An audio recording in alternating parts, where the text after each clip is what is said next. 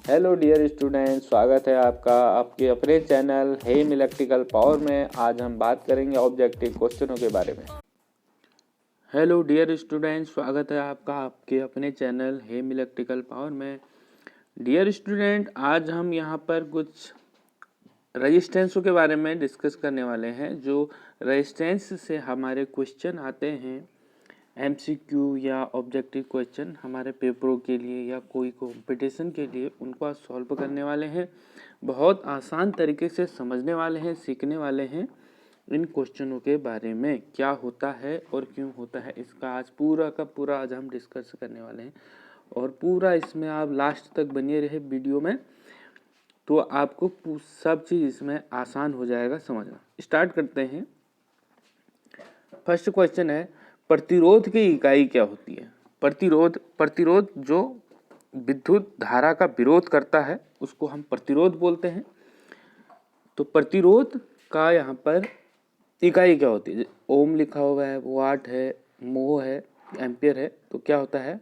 ओम होता है। ठीक है, प्रतिरोध की जो इकाई होती है ओम होता है। और वाट क्या है? तो पावर होता है। मोह प्रतिरोध का उल्टा, मतलब यहाँ पर कंडक्टिविटी के लिए होता है।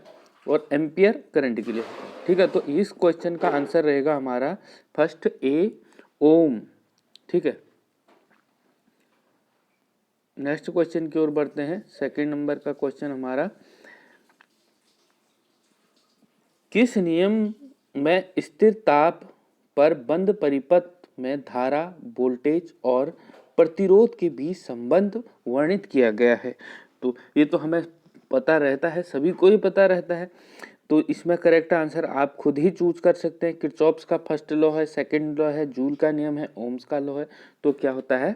ओम का लॉ, ओम का नियम होता है, क्या होता है? V बराबर आई आर। ठीक है, इंटू आई आर। ये वोल्टेज, करंट और रेजिस्टेंस तीनों के संबंध में नियम स्थापित किया। किसने किया? ओम्स ने। ठीक है, तो ओम का नियम सेकंड, इसमें डी ऑप्शन करेक्ट रहेगा। नेक्स्ट क्वेश्चन की ओर बढ़ते हैं। थर्ड नंबर का क्वेश्चन है हमारा यहाँ पर, विशिष्ट प्रतिरोध रूह, ये सिंबल रूह का होता है, ज्ञात करने के का सूत्र बताइए जब हमें लंबाई दी है, अनुप्रस्थ काट क्षेत्रफल और रेजिस्टेंस हमें पता हो। तो फॉर्मूला इसका हमें याद होना चाहिए, नहीं है तो याद हो जाएगा, कोई इसमें बड़ी बात नहीं है।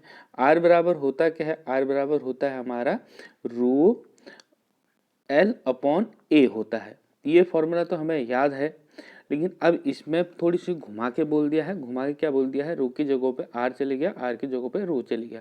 तो सेकंड वाला ऑप्शन करेक्ट रहेगा। क्या है? रो बराबर आर ए अपॉन एल, ओम प्रति सीएम क्यूब। ये इसका आंसर करेक्ट रहेगा, बी वाला। ठीक है, नेक्स्ट क्वेश्चन की ओर बढ़ते हैं। इसमें चौथा नंबर पे क्वेश्चन बहुत ही आसान क्वेश्चन है, आपको आसानी से समझ में आ जाएगा। इसमें इतनी बड़ी कुछ भी बात नहीं है। देखिए, किरचॉफ्स के प्रथम नियम के अनुसार नीचे दर्शाए गए परिपथ से कौन सी सही वर्ण है? ठीक है, मतलब ये नीचे जो ये दिखाया गया यहाँ पर डायग्राम क्या है? फर्स्ट नियम क्या कहता है? करंट का नियम, आने वाली धाराएं किसी जंक्शन पे और वहां से जाने वाली धाराओं का बीजगणितीय योग बराबर होता है। ठीक है, तो अब ये आने वाली धारा ए भी आ रही है और 1 भी आ रही है और 2 भी आ रही है, और इस जंक्शन से जाने वाली 3 भी है, I4 है और I5 है। तो ये जो जंक्शन है इससे जो आ रही है और जा रही है, ये दोनों का योग क्या होगा? बीजगणितीय योग बराबर होगा। ठीक है, मतलब शून्य होगा। ठीक, तो ये कौन सा होगा? ये सी वाला। देखो, I1 प्लस I2, माने यहाँ से हमारे 10 एम्पियर आ रहा था, 5 इसमें आ रहा है, 5 इसमें आ रहा है, तो इधर को भी यहाँ से 10 आ रहा है, तो यहाँ इसके बाद इधर भी 10 ही रहेगा, दोनों बराबर होगा। तो इन तीनों को जोड़ लें और इन दोनों को जोड़ लें, तो ये भी 10 होना चाहिए और ये भी 10 होना चाहिए। तो करेक्ट आंसर रहेगा इसका सी, आंसर इसका करेक्ट रहेगा। नेक्स्ट क्वेश्चन की ओर बढ़ते हैं। यहाँ पर विश्लेषण सेतु के दिया है क्वेश्चन, क्या दिया है? P का मान दिया है, इसके लिए दिया है 100 ओम, और यहाँ पर Q का मान दिया है 1000 ओम। ठीक है, और यहाँ पर S के लिए, इसको S माना गया है, तो 130 ओम दिया है इसके लिए। और ये कह रहा है कि व्हीटस्टोन सेतु नेटवर्क में ABCD संतुलित है तो RX का मान क्या, इसका मान हमें ज्ञात करना है। फॉर्मूला हमारा क्या रहता है, P/Q बराबर R/S, ये हमारा फॉर्मूला होता है। तो P का मान भी पता है हमें और हमें Q का मान भी पता है और R का मान, ये R होता है, R का मान भी पता है। तो हमको निकालना है S का मान, मतलब S माने RX का मान हमें निकालना है। तो सिंपली हम इसको इसमें रख देते हैं। तो कैसे रखते हैं, देखिए P का मान है हमारा 100 ओम, ठीक है, अपॉन Q का मान 1000, ठीक है। अब बराबर में R, हमें अब ये हमारा S लिखा है लेकिन इसको हम R मानते हैं जो फॉर्मूला है, तो इसको 130, और अब RX हमको पता नहीं है तो RX को लेते हैं हम बाहर, RX हमारा बाहर आ गया, ठीक है। अब क्या होगा, 1000 गुणा 130 बट्टे 100, ठीक है। 100 से 2 जीरो काट दीजिए, यहाँ से 2 जीरो ऊपर से 2 जीरो इसमें कटते हैं, ठीक है। तो ये टोटल नीचे 100 से कटता है तो ऊपर हो जाता है हमारा कितना, 10। तो 10 से हम 130 को गुणा करते हैं तो टोटल आ जाएगा 1300। तो 1300 इसका रेजिस्टेंस होना चाहिए, ये हमारा ए आंसर इसमें करेक्ट रहेगा 1300, ठीक। तो यहाँ पर 1300 हमारा करेक्ट आंसर रहा। अब मतलब 1300 ओम इसका आपको समझ में आ गया होगा, करेक्ट ही ये समझ में आ गया होगा, ये हम समझा दिए हैं आपको। P/Q बराबर R/S से इस फॉर्मूले से ये निकल जाएगा, ठीक है। नेक्स्ट क्वेश्चन की ओर बढ़ते हैं।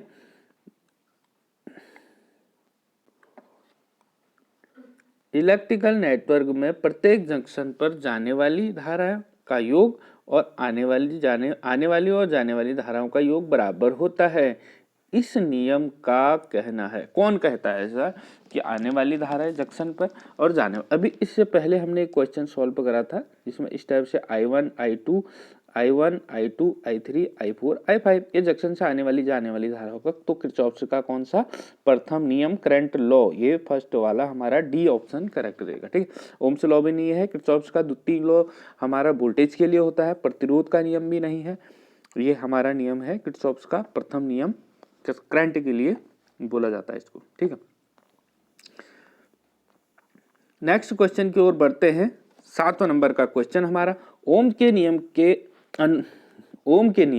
कथन के अनुसार परिपथ धारा निम्न में से किसके विपरीत अनुपातित होती है, मतलब कह रहा है कि किसके विपरीत अनुपातित है ओम्स का नियम, उसमें विपरीत क्या चलता है, वोल्टेज चलता है, प्रतिरोध चलता है, विशिष्ट प्रतिरोध की विद्युत धारा, विद्युत मतलब विद्युत की मात्रा, विद्युत की मात्रा का तो कोई मतलब ही नहीं है, वोल्टेज होता है उसमें, करंट होता है, प्रतिरोध होता है, और करंट और प्रतिरोध क्या होते हैं, एक दूसरे के विपरीत दिशा में होते हैं। तो करेक्ट आंसर क्या रहेगा हमारा यहाँ पे, बी आंसर करेक्ट रहेगा, प्रतिरोध। प्रतिरोध क्या होता है, विपरीत अनुपातित होता है ओम्स लॉ के अनुसार, ठीक है। तो बी करेक्ट रहेगा यहाँ पे। नेक्स्ट क्वेश्चन है 8वां नंबर का क्वेश्चन, एक सीरीज में 4 समान प्रतिरोध जुड़े हैं जिनका कुल प्रतिरोध 800 ओम है, 4 जुड़े हैं 800 प्रतिरोध है, तो मतलब टोटल सीरीज में जब जोड़ते हैं R1 + R2 + R3 इस टाइप से हम जोड़ते हैं तो सब जुड़ जाते हैं, मतलब एक जो रेजिस्टेंस होगा वो हमारा कितना होगा, 200 ओम का, 200 ओम का एक होगा तो 4 है तो 800 होगा, ठीक है। अब आगे क्वेश्चन क्या कहता है, जब इन्हें समांतर में जोड़ा जाए तब इनका कुल प्रतिरोध कितना होगा। अब चारों को हमने कैसे जोड़ दिया है, पैरेलली जोड़ दिया है, तो चारों को पैरेलली जब जोड़ेंगे तो वहां पर हम कौन सा फॉर्मूला लगाते हैं, 1/R1 + 1/R2 + 1/R3, तो टोटल हो जाएगा R 200, 1 + 1 फिर 200, इस टाइप से हमको 4 बार हो जाएगा, ठीक। अब इसका हम लॉसो जब लेते हैं तो नीचे 4 होता है, ऊपर 4 एक पे पास जाएगा तो ऊपर 4 हो जाएगा, नीचे 200 रहेगा। तो फिर हम R की वैल्यू निकालेंगे, तो R की वैल्यू निकालने के लिए क्या हो जाएगा, 200/4, तो 4 से हमको 200 को हम भागा देते हैं तो कितना आएगा हमारा 50 ओम, मतलब 50 ओम आ जाएगा इसका आंसर। ठीक है, 8वें क्वेश्चन का हमारा आंसर क्या रहेगा? आपको समझ में नहीं आता तो वीडियो को आप दोबारा रिपीट करिए और समझ जाएंगे, इसमें कोई भी इतनी बड़ी बात नहीं है। यहाँ पर समांतर क्रम में हमने प्रतिरोधों को जोड़ा है, तो यहाँ पर फॉर्मूला होता है 1/r का। ठीक है, 1/r का मतलब ये हो गया 1/r1 plus 1/r2 r3 r4 1/, ठीक है। तो r की वैल्यू हमें पता है 200 है प्रत्येक r1 की, तो उसको टोटली आप जोड़िए तो इसका आंसर हमारा करेक्ट आएगा 50 ओम। ठीक, नेक्स्ट क्वेश्चन की ओर बढ़ते हैं। अब यहाँ पर दिया गया है फोर्थ बैंड में प्रतिरोधक में लाल रंग के लिए सहनशील का मान कितना होगा? सहनशील मतलब टॉलरेंस का मान कितना होगा? रेड कलर का है, तो इसके लिए हमें कलर कोडिंग का चार्ट हमें याद होना चाहिए, तो हम यहाँ पर लाए हैं आपके लिए चार्ट कलर कोडिंग का। अब देखो रेड कलर ये है हमारे पास, ये रेड कलर है, तो रेड कलर का हमारा फोर्थ में क्या है? +-2%। तो इसका करेक्ट आंसर क्या रहेगा? +-2%। याद रहेगा आपको, कलर कोडिंग याद रहेगी तो आप इसको निकाल भी लेंगे, आराम से निकाल लेंगे। तो यहाँ पर करेक्ट क्या रहेगा? +-2% इसका कलर कोडिंग में रहेगा। ठीक, नेक्स्ट क्वेश्चन की बात करें, 10वां क्वेश्चन है हमारे पास, कौन सी विद्युतीय युक्ति का मध्य प्रतिरोध होता है? मध्य प्रतिरोध होता है किसका होता है? संट प्रतिरोध, डायरेक्ट ही संट प्रतिरोध।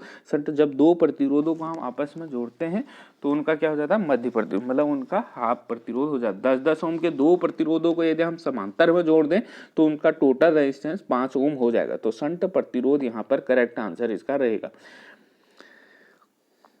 नेक्स्ट क्वेश्चन की ओर बढ़ते हैं। 11 नंबर का क्वेश्चन है हमारा, ऐसा कौन सा पदार्थ है जिसका तापक्रम बढ़ाने पर उसका प्रतिरोध घटता है?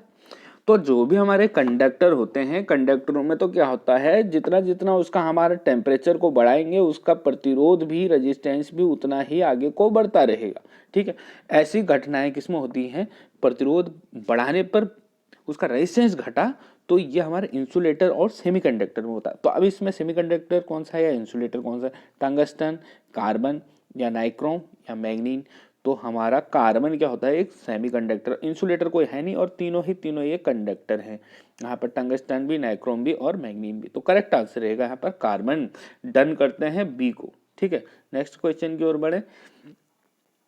12वें नंबर का क्वेश्चन है हमारा, किसी बंद परिपथ में सभी वोल्टेज पतन का मीन्स हो गया ड्रॉप, वोल्टेज ड्रॉप का योग 0 के बराबर होता है। यह कथन किस नियम का है? किरचॉफ्स का नियम है वोल्टेज का नियम, सेकंड लॉ, किरचॉफ्स का कौन सा? Second law. तो करेक्ट आंसर रहेगा यहाँ पर किरचॉफ्स का सेकंड लॉ। और फर्स्ट लॉ क्या है? करंट के लिए आने वाली धारा और जाने वाली धाराओं का जंक्शन पे बीजगणितीय योग बराबर होता है, और यहाँ पर 0 होता है, मतलब जितना भी हम वोल्टेज ड्रॉप कर रही हैं हमारी, जितने भी लगाए हैं, तो उसका टोटल योग कितना हो जाएगा? 0, ये कहना है। तो सेकंड नियम रहेगा किरचॉफ्स का। ठीक है, वोल्टेज लॉ, सेकंड नियम।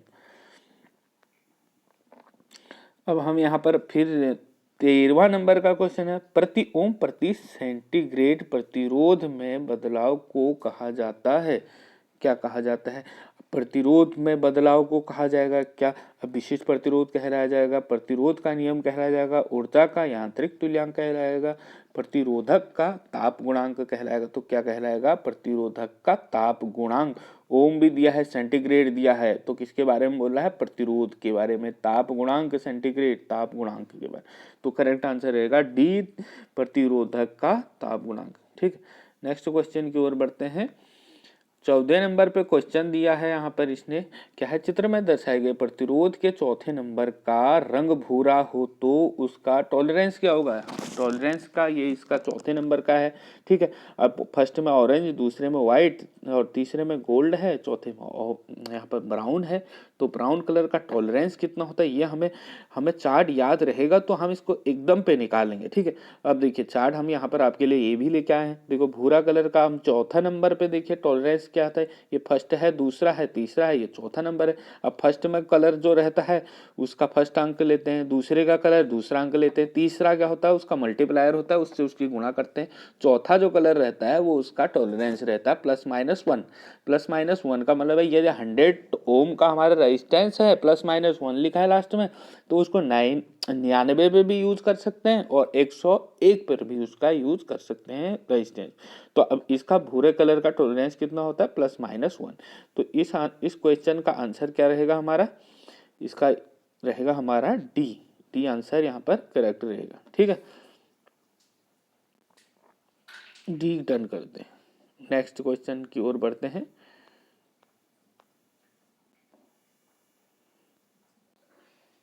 अब देखिए इस चित्र में दर्शाया गया है, यहाँ पर चित्र में दर्शाया गया कि परिपथ के संदर्भ में V को R व I की सहायता से किस प्रकार निर्धारित किया गया है। तो सीधे V और I क्या होता है? ये ओम्स का फॉर्मूला है, V बराबर IR। तो यही फॉर्मूला हम यहाँ पर लगा देंगे, V बराबर IR। ये करेक्ट आंसर इसका रहेगा। चित्र में कोई इतना बड़ा नहीं है, देखने में लग रहा है बड़ा, कुछ भी नहीं है, सीधे ये है V बराबर IR, ओम्स का लॉ। नेक्स्ट क्वेश्चन की ओर बढ़ते हैं। 16 नंबर का क्वेश्चन है। देखिए यहाँ पर 3 प्रतिरोध जोड़े गए हैं समांतर क्रम में। तो ये क्या कह रहा है? संतुलित प्रतिरोध ज्ञात कीजिए। फर्स्ट हमारा 1/R1 1/R2 और R3 से हम इसको निकाल सकते हैं। तो निकालें, देखते हैं। 1/R1 का वैल्यू हम यदि 10 ओम रख दें और प्लस 1/R2 का वैल्यू 5 ओम प्लस 1/R3 का वैल्यू 2 ओम, तो टोटल रेजिस्टेंस, तो इसका लॉस यहाँ पर 10 ले लेते हैं। 10 से अभी इसको हम टोटली करेंगे, 10 से इसका यहाँ 1 हो जाएगा। अब तो ये 5 से 2 बार जाता है, 2 से ऊपर गुणा करते हैं तो कितना हो जाएगा? 2 + 2। फिर अब यहाँ पर 2 है, नीचे 5, 10 है, 10 से हम 5 बार गुणा होती है और ऊपर 5 से हम ऊपर गुणा करते हैं तो कितने बार जाता है? 5 से कम 5, तो 5 हो गया। ऊपर 8 होता है, नीचे 10, तो टोटल कितना हो जाएगा? 8/10।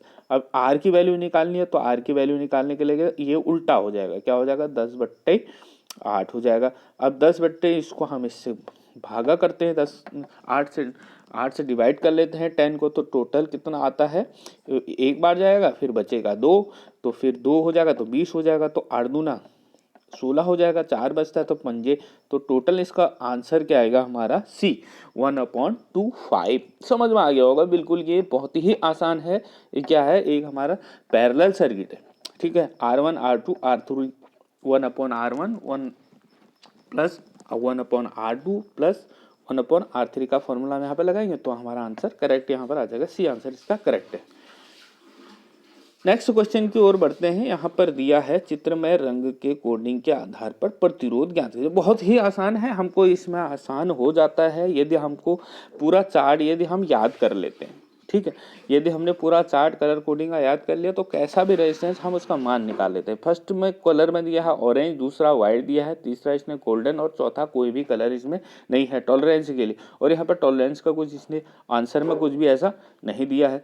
तो अब इसका देखते हैं, चार्ट के द्वारा ही हम इसको निकाल लेंगे। फर्स्ट में ऑरेंज, दूसरे में व्हाइट, तीसरे में हमारा गोल्डन है। तो फर्स्ट में हमारा क्या है? ऑरेंज। ऑरेंज का यहाँ पर क्या दिया है? ऑरेंज के लिए यहाँ पर 3 दिया है, 3 ले लेते हैं। फर्स्ट में हमने 3 अंक ले लिया। ठीक है, दूसरा हमारा क्या है? ऑरेंज, दूसरा हमारा वाइट। वाइट कलर यहाँ पर 9 है, मतलब टोटल कितना हो गया? 3 9। और चौथे में है हमारा गोल्डन। गोल्डन माने 0.1 से उसको क्या कर देना है? हमको गुणा कर देना है। और टॉलरेंस लास्ट में कोई कलर नहीं है, तो कोई कलर नहीं है तो इसके लिए क्या हो गया? +-20। तो टोटल रेजिस्टेंस कितना हो जाएगा इसमें? इसको डाल देते हैं इस पर। देखिए फर्स्ट वाला 3 था, दूसरा 9 था, चौथा उसका जो मल्टीप्लायर था 0.1 था। तो अब इसको गुणा करते हैं इससे, तो कितना आ जाएगा? आंसर हमारा 3.9।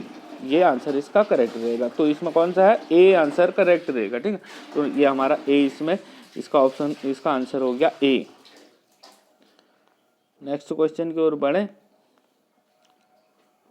अब देखिए यहाँ पर विस्टैंड सेतु दिखाया गया है और इस पूछ रहा है कि विस्टैंड सेतु का यहाँ पर एक विस्टैंड सेतु यहाँ पर इसका गैल्वेनोमीटर द्वारा जब धारा नहीं बहती है तो संतुलित प्रतिरोध को में से क्या कहेंगे? संतुलित प्रतिरोध को क्या कहेंगे? हम संतुलित प्रतिरोध ही कहेंगे।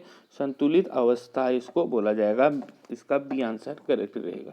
जब संतुलित है सब चीज तो संतुलित बोला जाएगा। अब नेक्स्ट है किस पदार्थ के ऋणात्मक ताप प्रसार गुणांक होता है। ताप ऋणात्मक ताप प्रसार, जैसे हमारे क्या होते हैं इंसुलेटर होंगे या सेमीकंडक्टर होंगे तो उनका ताप गुणांक क्या होता है, नेगेटिव होता है, माइनस ताप गुणांक होता है ऋणात्मक। तो यहाँ पर टंगस्टन दिया है, यूरेका दिया है, कार्बन दिया है, नाइक्रोम दिया, तो समझ में आपके आ गया होगा। यहाँ पर क्या होगा हमारा सी आंसर इसका करेक्ट रहेगा। नेक्स्ट क्वेश्चन की ओर बढ़ते हैं। यहाँ पर 20वां नंबर का क्वेश्चन है, कुछ ही क्वेश्चन बचे हैं, बस 23 ही क्वेश्चन है, हम 23 क्वेश्चन लेके आए हैं बस। अब 20वां क्वेश्चन है विशिष्ट प्रतिरोध की इकाई क्या होती है। विशिष्ट प्रतिरोध की इकाई क्या होती है, ओम मीटर। अब कुछ बच्चे कहते हैं कि गुरुजी यहाँ पर तो ओम सेमी क्यूब होना चाहिए, तो क्यूब को हम यदि बड़ा करते हैं तो मीटर में ही होता है, तो ओम मीटर रहेगा इसका आंसर। ठीक है, तो क्या रहेगा यहाँ पर बी आंसर इसका करेक्ट रहेगा। स्टूडेंट आपको वीडियो अच्छा लगता है तो वीडियो को लाइक ज़रूर करें, ठीक है, दोस्तों के साथ शेयर ज़रूर करें। नेक्स्ट क्वेश्चन है यहाँ पर 21 नंबर का क्वेश्चन है, ओमी मान पर आधारित मध्य प्रतिरोध का मान क्या है। तो मध्य प्रतिरोध जो ओम का होता है क्या होता है, 1 ओम से ज़्यादा और 100 किलो ओम तक का मान को हम बोलते हैं मध्य ओमिक मान रहता है। तो करेक्ट आंसर रहेगा इसका सी। नेक्स्ट क्वेश्चन की ओर बढ़ते हैं। 22वां नंबर क्वेश्चन है, यहाँ पर देखिए ये क्या है, 100 ओम प्लस माइनस 10% और 1 वाट का है, प्रतिरोधक के प्रतिरोध का वास्तविक मान क्या है। वास्तविक मान क्या होगा। अब यहाँ पर प्लस माइनस 10% कर रखा है इसने, तो 100 का 10% निकाला तो 10 ही होता है, तो 10 इसमें प्लस माइनस बोले तो इसमें 100 में से 10 हमको माइनस भी कर देना है और 100 में से 10 उसको ऐड भी कर देना है। तो करेक्ट आंसर क्या रहेगा इसमें, 110 से 120 रहेगा कि 100 से 110 रहेगा कि 90 से 110 रहेगा कि 80 से 100 रहेगा। तो करेक्ट क्या रहेगा, 90 से 110 के बीच रहेगा। क्यों, क्योंकि 100 का 10% माइनस करते हैं तो 90 हो जाता है, 90 हो जाता है, ठीक है, और 100 में 10 जोड़ दें तो कितना होता है 110। तो ये सी आंसर इसका करेक्ट रहेगा। नेक्स्ट क्वेश्चन की ओर बढ़ते हैं, लास्ट हमारा क्वेश्चन है। और वीडियो आपको अच्छा लगता है तो दोस्तों वीडियो को लाइक ज़रूर करें, शेयर करें अपने दोस्तों के साथ, और चैनल को सब्सक्राइब करना बिल्कुल भी ना भूलें, और अपने दोस्तों से भी ज़रूर सब्सक्राइब कराएं। दोस्तों बहुत मेहनत करते हैं हम भी आपके लिए, और आपको भी बहुत अच्छा लग रहा होगा, बहुत अच्छे से समझ में भी आ रहा होगा। चलो बात करते हैं। अब इसमें दिया है 1800 ओम प्रतिरोधक का प्रतिरोध मान दर्शाया जा सकता है। कैसे दर्शाया, मतलब हम ये 1800 ओम को कैसे लिख सकते हैं। 1.8 के लिख सकते हैं कि K8 लिख सकते हैं कि 1M8 लिख सकते हैं कि 18 के लिख सकते हैं। तो कितना लिख सकते हैं हम, 1.8 के। ठीक है, ये क्या होगा 1800 के। ठीक, ये करेक्ट आंसर इसका क्या है। ऐसी यदि यहाँ पर 2000 लिखा रहता तो 2000 को कैसे लिखते हैं हम। अब यहाँ पर 2000 लिखा रहा है, बाई चांस इसने 2000 ओम लिख दिया तो फिर इसको कैसे लिख सकते हैं, इसको 2K लिख सकते हैं। मतलब 1000 होगा तो 1 लिख देंगे उसको, 1K मतलब के मतलब किलो, मतलब 1000 ओम से 1 किलो ओम होता है। ठीक है, क्या उसको 1000 ओम बोल लें कि 1 किलो ओम बोल लें, तो के लगाते हैं किलो के लिए। तो दोस्तों बहुत अच्छे से वीडियो आपको समझ में आ गया होगा, आपके समझ में बहुत बढ़िया आ गया होगा, जहाँ तक मेरा मानना है। और वीडियो आपको अच्छा लगा तो दोस्तों वीडियो को लाइक करना बिल्कुल भी नहीं भूलना है, और दोस्तों को शेयर भी ज़रूर करना है अपने। Thank you.